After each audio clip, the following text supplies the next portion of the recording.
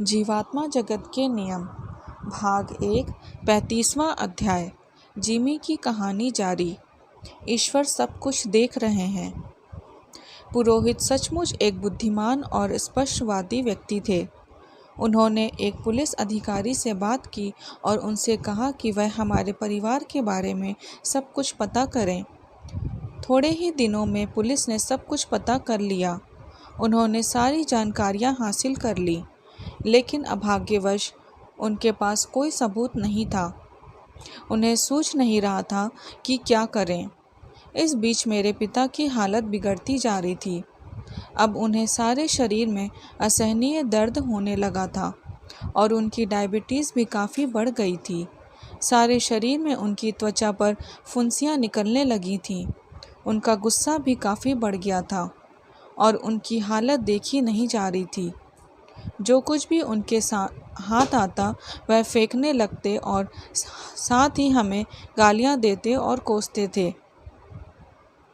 पुरोहित इन सब के बारे में अच्छी तरह जानते थे, क्योंकि उन्होंने बिना हमारी जानकारी के हम पर बड़ी गहराई से नज़र रखी थी। एक दिन जब हम सब लोग घर पर थे, वह आए, क्योंकि उस दिन मेरे पिता की हालत बहुत ख़राब थी। हम सब पिता के कमरे में थे, इसलिए वह सीधे वहीं पहुँचे और उन्होंने धीरे से कहा, ज़रा इधर देखो, तुम सब एक चमत्कार देखोगे। फिर उन्होंने पिता की ओर देखते हुए कहा, शांत हो जाओ और इस चमत्कार को देखो। उन्होंने कमरे में इधर उधर पड़ी सारी चीज़ों को इकट्ठा किया जिन्हें पिता फेंक सकते थे और हमसे उन सब चीज़ों को दूसरे कमरे में ले जाने का निर्देश दिया। हमने सारी चीज़ें उठाकर दूसरे कमरे में रख दी। हमने सोचा शायद पुरोहित पिता को जादुई तरीके से ठीक करेंगे। उन्होंने इस बात का पूरा ध्यान रखा था कि आसपास कोई ऐसी चीज़ ना हो जिसे पिता उठाकर हम पर फेंक सकें। फिर उन्होंने हम सबको पिता के आसपास बैठने को कहा, क्योंकि हमारे दिमाग में यह बात बैठी थी कि हमारे पिता को जादुई तरीके से ठीक किया जा रहा है। इसलिए हम बिल्कुल यह नहीं सोच सके कि पुरोहित हमें, जिन्होंने सालों तक कई लोगों को ठगा है, मूर्ख बनाकर एक अलग ही चमत्कार दिखाने वाले हैं। हम अपने पिता के बिस्तर के चारों ओर बैठे थे और पुरोहित दरवाजे पर खड़े थे। उन्होंने उच्च स्वर में स्पष्ट उच्चारण के साथ अपनी प्रार्थना शुरू की।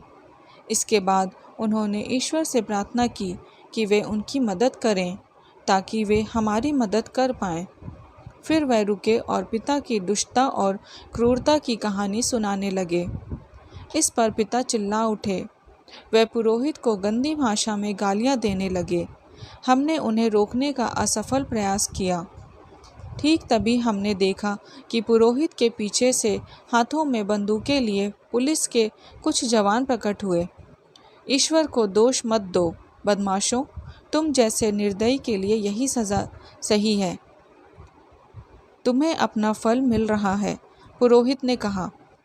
भगवान ही जाने अपने घोर पापों के लिए तुम्हें नर्क में कितना और कुछ सहना पड़ेगा। सर्वशक्तिमान ईश्वर के साथ तुम छल नहीं कर सकते। तुमने अच्छी तरह से हम सबको धोखा दिया, यहाँ तक कि अपने बच्चों को भी। तुमने उन्हें भी अपनी तरह पापी बना डाला। तुम्ही ने अपनी पत्नी की जिंदगी बर्बाद की और उसे आत्महत्या करने के लिए मजबूर किया। तुम उसे रास्ते से हटाना चाहते थे ताकि वह तुम्हारे बच्चों को अच्छा इंसान ना बना सके और तुम्हारे पापों को लेकर झगड़ा ना कर सके। तुमने पूरा ध्यान रखा कि हमें तुम्हारा कोई सबूत ना मिले, लेकिन सर्वशक्तिमान ईश्वर को किसी सबूत की ज़रूरत नहीं। यही उनका न्याय है। सुनो बच्चों, इससे पहले कि बहुत देर हो जाए, अपने सारे गलत काम छोड़कर पश्चाताप कर लो। हमेशा याद रखो कि सर्वशक्तिमान ईश्वर को सबूत की ज़रूरत नहीं होती। उनकी आँखों में कभी धूल नहीं झोंकी जा सकती और न ही कोई उनके न्याय से बच सकता है। इसलिए समय रहते सही रास्ते पर वापस लौट आओ।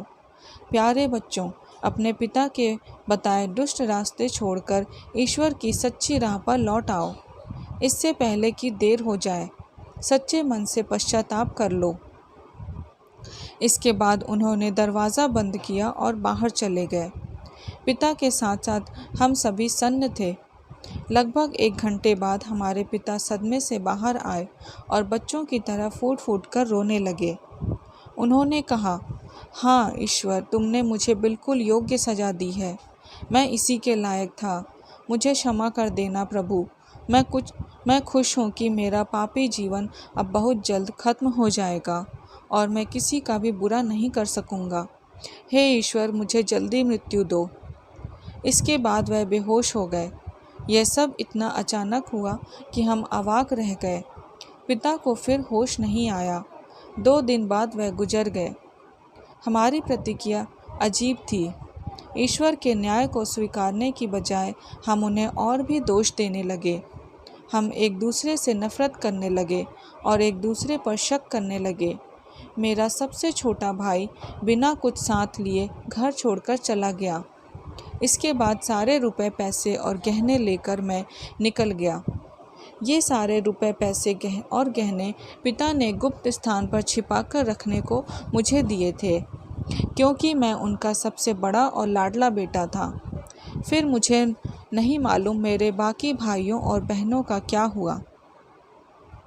मैंने अपना नाम बदला और सारी दौलत लेकर मुंबई चला आया। मैंने एक पैसा भी अपने भाई बहनों के लिए नहीं छोड़ा। एक बहुत अमीर आदमी की तरह मैं मुंबई पहुंचा, जहां तुम सब लोग मेरी बड़ी इज्जत करते थे। मैंने एक बहुत खूबसूरत लड़की से शादी की, लेकिन मैंने इस बात का पूरा ख्याल रखा था कि लड़की सुंदर हो लेकिन पूरी तरह बेवकूफ़, ताकि मैं अपनी योजनाएं बिना किसी बाधा के पूरी कर सकूं। मैं बिल्कुल नहीं सुधर पाया, जबकि पुरोहित ने मुझे इसके लिए प्रेरित किया था। मुंबई में मैं गुप्त तरीके से और कभी कभार अपने दुष्ट कार्य करता, जिससे किसी को इस बात का पता न चले। मेरे परिवार को कभी पता नहीं चला कि मैं क्या करता था।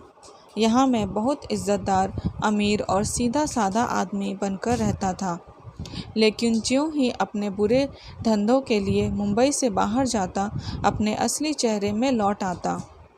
कोई सपने में भी सोच नहीं सकता था कि वह अमीर, इज्जतदार, ईमानदार और दयालु जिमी दरअसल एक दुष्ट इंसान था।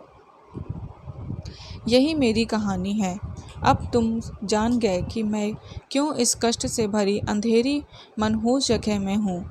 मैंने सारे दान, पुण्य और भलाई यह सोचकर किए कि इससे मेरे पाप धुलेंगे। मुझे यकीन था कि मैं स्वर्ग ही जाऊंगा, लेकिन ईश्वर की आंखों में कोई धूल नहीं झोंक सकता। आज इसीलिए मैं यहाँ हूँ। धन्यवाद।